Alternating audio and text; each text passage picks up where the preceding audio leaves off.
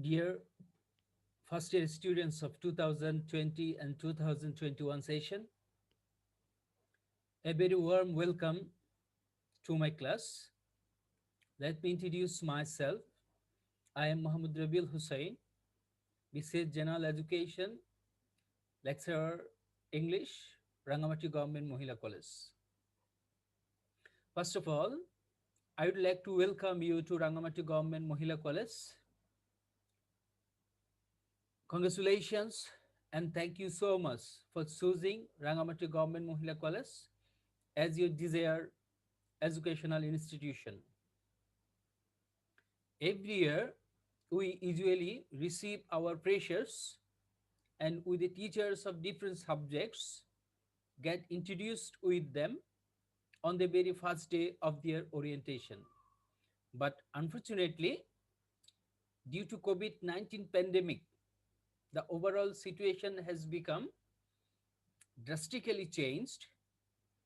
We are bound to conduct the classes online instead of traditional face-to-face class.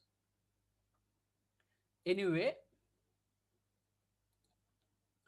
today I would like to give you a total outline and general idea of English first paper. Today I will mainly focus on syllabus outline and marks distribution. I think it is important to know what you will have to study and what not in your English first paper syllabus. So let us have a look. This is your textbook prescribed by NCTB, that means National Curriculum and Textbook Board Bangladesh. You have to buy this new edition. You have to buy this new edition from library. So you see there is a logo of Mujib Shotobarsha. This is newly revised prescribed textbook on English first paper. Okay, now come to marks distribution in English first paper. Full marks is 100 and there are two parts, part 1 and part 2. Part 1 basically deals on reading section and it carries 60 marks. Reading section covers question number 1 to 6. And in part 2, you will get writing items and it carries 40 marks. And writing sections cover question number 7 to 11. I repeat, there are two parts. One is part 1. This is particularly based on reading and the marks is 60, and this reading part will cover question number 1 to 6. And in part 2, basically focuses on writing elements or writing part and it carries 40 marks and it will cover question number 7 to 11. Okay, now let us have a look on reading part, which covers 60 marks. In this section, you will get scene comprehension. 3 scene comprehension, which cover 35 marks. I repeat, 3 scene comprehension from your prescribed textbook will be given in the examination that covers 35 marks. Okay, come to first scene comprehension. Scene comprehension 1. From scene comprehension 1, you will be given two types of questions. One is MCQ, another one is open-ended question. You see number A. A basically based on MCQ. 5 MCQ types questions which carries 5 marks. In section B, 5 comprehension question will be given which carries 10 marks. 2 marks for each question. one question carries 2 marks, 5 question carries 10 marks. So you see, from scene comprehension 1, you will get 15 marks in total. You have to answer 15 marks in total, 5 for MCQs and 10 for open-ended question or comprehension question. Come to next one. You see scene comprehension 2. From scene comprehension 2, you will have to answer either information transfer or flowchart. You have to study two types of questions. From scene comprehension, you have to practice two types of questions from scene comprehension 2. One is information transfer and another one is flowchart. And the total marks is 10. Okay, information transfer carries 10 marks or flowchart carries 10 marks. So you see, this is the outlook of a information transfer. This is the sample. Whatever you see on the slide, this is the sample of an information transfer question. I think this is nothing new for you because you have studied in your SSC level. You have studied information transfer in your SSC level. So it is not a new segment for you and you have idea. You have basic idea about information transfer. But I think flowchart is a new segment for you. So let us have a look. From scene comprehension 2, you will be given another question, that is flowchart. You may be given either information transfer or you may be given flowchart. If you study previous year's questions, you will see that 80% questions from scene comprehension 2 based on flowchart. That means it is very important. It is more important than information transfer. So you see what types of questions are basically set from flowchart. So this is a sample of flowchart, and at first you will be given an instruction from a passage. Let us have a look. Based on your reading of the passage, make short notes in each of the boxes in the flowchart, showing the struggle of Mandela for multiracial democracy and his achievement. Number 1 has done for you, has been done for you. So you see, this is the instruction, what you will have to do.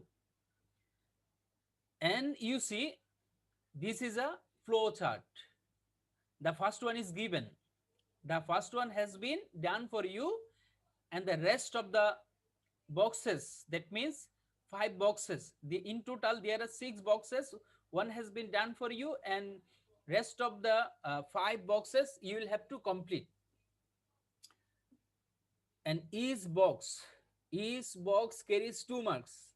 I mean, 5 boxes will carry 10 marks. So it is very important to cover a good marks in the examination. If you write a flow chart effectively, you will get full marks. That means you will get 10 marks in flow chart. And most of the students usually get 10 marks in flow chart. Okay, come to next one. This is scene comprehension 3. From scene comprehension 3, you will be asked to write a summary of a text or a passage. Okay, you will be asked, or you will be told, write a summary of the following text or following passage. So you see, this is the sample. This is the sample from your textbook, and from the information given in the passage, you will have to focus on summary in question number 3.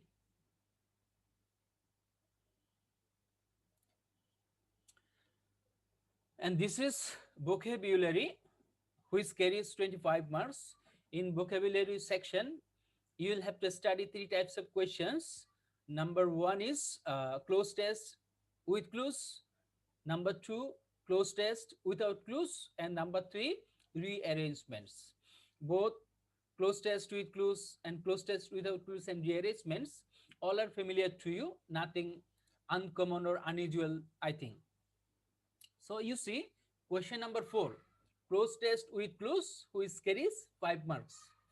In close test with clues, you will be given some clues or some hints, and based on the hints you will have to complete a passage or complete a text which will be given.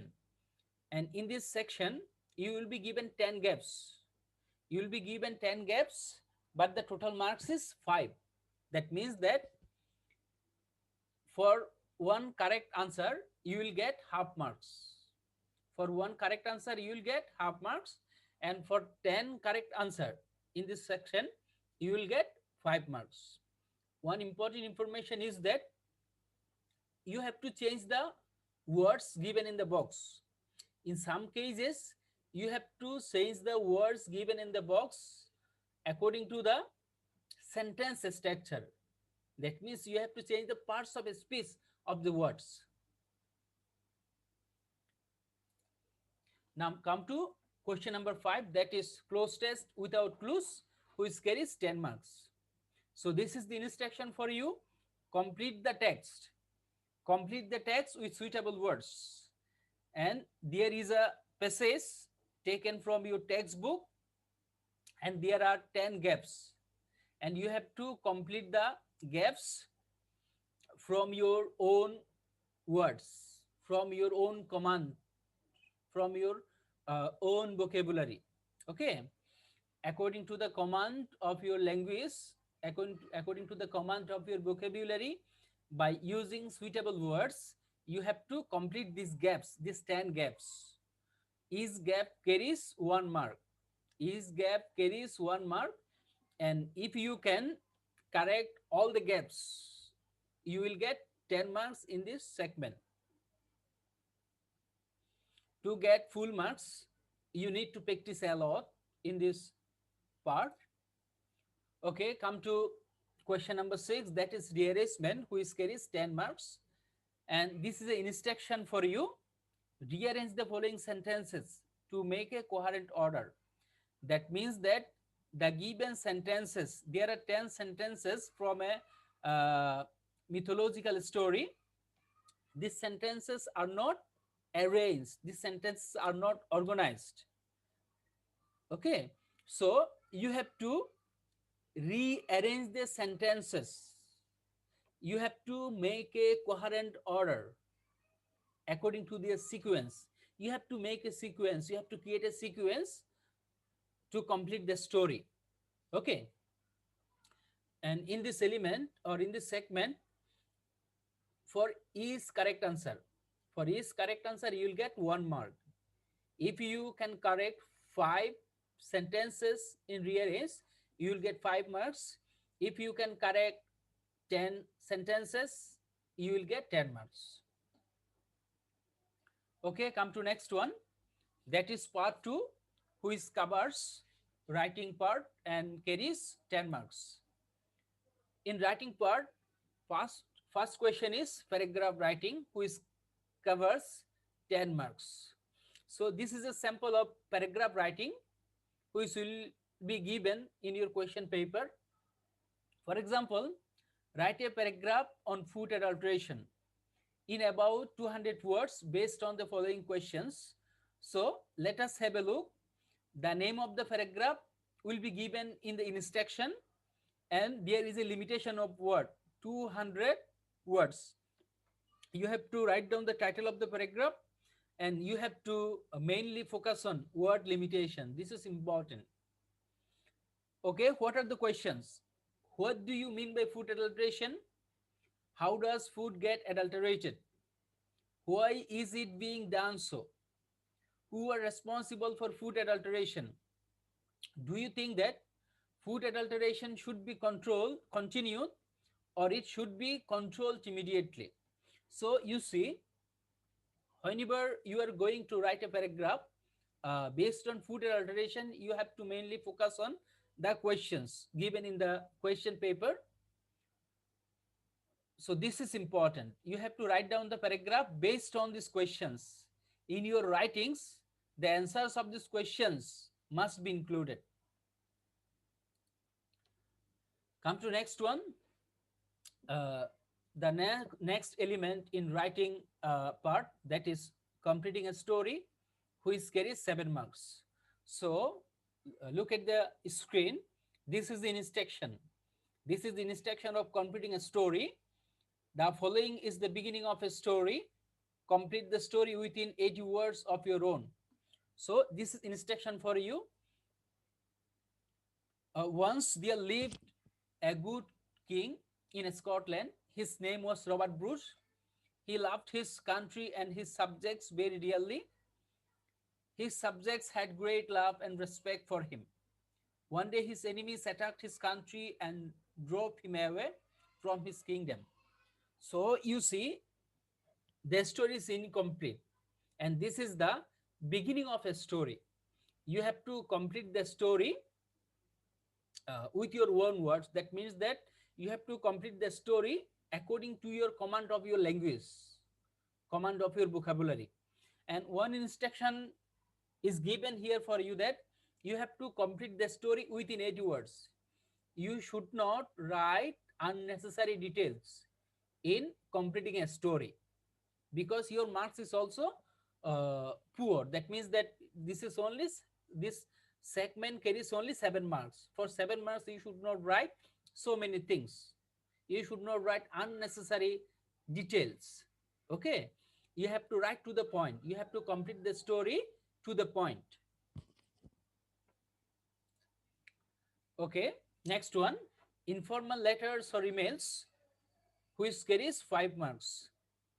So you see, there are two sample of, one is letter writing, another one is email writing. The first one is a sample of letter writing. You see, write a letter, write a reply to your mother's letter, in which you are advised not to waste your valuable time surfing internet. So this is the sample. This is the sample of letter writing. And another one is write an email to your friend describing him how to improve in English. And this is the sample of email writing. Like these questions, like this type of questions, you will be asked in the examination to write a letter or to write an email.